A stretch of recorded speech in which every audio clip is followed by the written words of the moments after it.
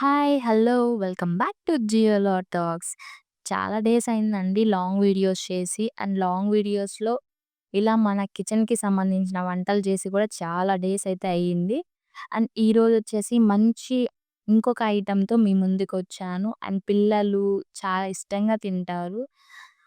సాస్‌లో గూడా చాలా టేస్టీగా ఉంటది ఈ ఐటెము. ఐటెమ్ వచ్చేసి ఆనియన్ బజ్జీ ఎలా ప్రిపేర్ చేసుకోవాలో చూడాలండి. ఒక 3 ఆనియన్స్ తీసుకొని వాటిలనైతే సన్నగా కట్ చేసుకోవాలి రౌండ్‌గా. అలాగే ఒక బౌల్ తీసేసుకొని దాంట్లో ఒక 4 కప్పుల దాకైతే శనగపిండి వేసుకోండి. శనగపిండి వేసుకున్నాక ఒక హాఫ్ టేబుల్ స్పూన్ బాగా పర్ఫెక్ట్‌గా హాఫ్ టేబుల్ స్పూన్ సాల్ట్. ఎక్కువ తినగలమంటే కొంచెం చిటికెడు ఎక్స్‌ట్రా ఏసుకోండి. అంతే ఎక్కువేసుకోకండి. అలాగే హాఫ్ టేబుల్ స్పూన్ వామేసుకోండి. వామేసుకున్నాక బాగా అంతా మిక్స్ చేసేసుకోండి. మేమైతే హ్యాండ్స్‌తోనే కలుపుతున్నామండి. చాలామంది స్పూన్స్ అని, ఇలా మిక్స్ చేసేది గరిటె ఉంటది గదండీ! అట్లా కలుపుతుంటారు. సో, మేము ఏంటంటే, మనము ఇట్లాంటి ఐటెమ్స్ మాత్రమే హ్యాండ్స్‌తో చేస్తేనే ఆ ఫుడ్డొచ్చేసి టేస్ట్ అనేది సూపర్‌గా ఉంటదండి. ఏ వంటకి మనము గంటెలు యూజ్ చేయాలి, దేనికి హ్యాండ్ యూజ్ చేయాలనేది మనకు కొంచెం బేసిక్స్ నాలెడ్జ్ అనేది తెలిసుండాలి వంట చేసేటప్పుడు. సో, ఇలాంటి బజ్జీస్, పకోడీలు ఇలాంటివి వేసేటప్పుడు హ్యాండ్ మాత్రమే యూజ్ చేస్తే ఆ టేస్ట్ అనేది వేరే లెవెల్ వచ్చిద్దండి. సో, క్వాంటిటీ వచ్చేసి ఇలా ఇంత పలసంగా అయితే రావాలండి బజ్జీలు వేసుకోడానికి. సేమ్ మిర్చి బజ్జీ ఎలా ఉంటదో సేమ్ ఆనియన్ బజ్జీ గూడా అలాగే ఉంటది.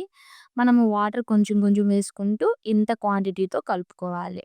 అలాగే ఒక కడాయి అయితే పెట్టేసుకోండి. మేమైతే ఎప్పుడు ఇనపది యూజ్ చేస్తామండి ఇనుముది. దాంట్లో ఏ ఏ ఐటెమ్ చేసుకున్నా అదేంటో అండి ఎంత టేస్ట్ ఒస్తది. సో, మేము అందుకే అది యూజ్ చేస్తాము. మనం ఆల్రెడీ కట్ చేసి పెట్టుకున్నాం కదండీ ఆనియన్ రౌండ్ షేప్‌లో. దాన్ని పలసంగా కట్ చేసి పెట్టుకోవాలి. ఆనియన్‌ని ఆ పిండిలో ముంచేసేసి ఇట్లా ఆయిల్ కొంచెం హీట్ అయింది అనుకున్నప్పుడు ఆయిల్‌లో వేసేసుకోవాలండి. అలా అన్నీ నీట్‌గా వేసుకోవాలి. హై ఫ్లేమ్‌లో అయితే పెట్టకండి. ఎందుకంటే హై ఫ్లేమ్‌లో పెట్టడం వల్ల పైనంతా నీట్‌గా కాలినట్టు అంటే నీట్‌గా వచ్చేస్తది. మనం ఇంకా తీసేయొచ్చు అన్న విధంగా.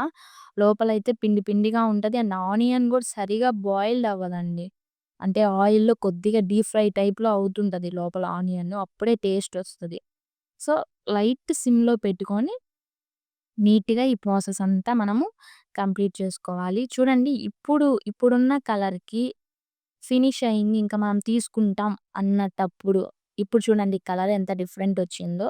సో, ఈ కలర్ వచ్చినాక తీసేసుకోండి. ఇట్లా చిన్న వడగిన్నెలో వడగిన్నంటే ఇట్లా మేమెందుకు మా సైడ్ ఇలా అంటామండి వడగిన్నని. మనం ఏదన్నా వండుకున్నప్పుడు దాన్ని ఒక దాంట్లో వడుస్తాం గదా! సో, అందుకని వడగిన్నె అంటామండి. మీ సైడ్ ఏమంటారో మాకు కామెంట్ చేయండి. అండ్ సిల్లీగా అనుకోకండి వడగిన్ని అన్నానని. అండ్ ఇదొచ్చేసి చూడండి ఎంత కలర్‌ఫుల్‌గా అయితే ఉన్నాయో. ఒక ప్లేట్‌లో పెట్టేసి ఒక్కసారి టేస్ట్ అయితే చూసేద్దాము ఎలా కుదిరినయా అని. ఐ థింక్ నాకు తెలిసి నేనే చేశానండి ఇది. నేను చేయడం వల్లనే కరెక్ట్‌గా షేప్స్ అయితే రాలేదు.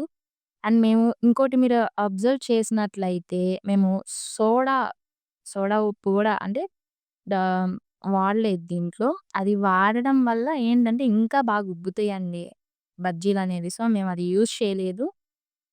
సో, ఇట్లా సర్వ్ చేసేసుకున్నాము. సాస్ అయితే పెట్టేసేసుకొని చూడండి ఎంత నీట్‌గా ఉందో చూడ్డానికి ఎంత కలర్‌ఫుల్‌గా ఉందో. సో, ఒక బజ్జీ అలా తీసేసుకొని దాన్ని అలా తుంచేసి వేడి వేడిగా వర్షం పడే టైంలో తింటే అసలెంత క్రేజీగా ఉంటదంటే అండి. ఒక్కసారి ట్రై చేయండి. ట్రై చేసి ఆ ఎక్స్‌పీరియన్స్ మీకెలా ఉందో నాకు కామెంట్‌లో రిప్లై ఇవ్వండి. అండ్ ఇదొచ్చేసి చాలా అంటే చాలా ఈజీ ప్రాసెస్సు. ఎవ్వరైనా బ్యాచిలర్స్ అమ్మాయిలు గాని, అబ్బాయిలు గాని ఎవ్వరైనా ట్రై చేసుకోవచ్చు. బ్యాచిలర్స్‌గా ఉన్నవాళ్ళు గూడా చాలా ఈజీ ప్రాసెస్. సాస్‌లో తినండి. చాలా టేస్ట్‌గా ఉంటది. ఒక్కసారి ట్రై చేయండి సాస్‌లో. ఇష్టపడిన వాళ్ళు కూడా చాలా మందుంటారు. సో, ఒక్కసారి ట్రై చేయండి సాస్‌లో. ఎలా ఉందో నాకు కామెంట్‌లో రిప్లై ఇవ్వండి. Thank you for watching GL talks. Next వీడియోలో మళ్ళీ కలుద్దాం. Thank you.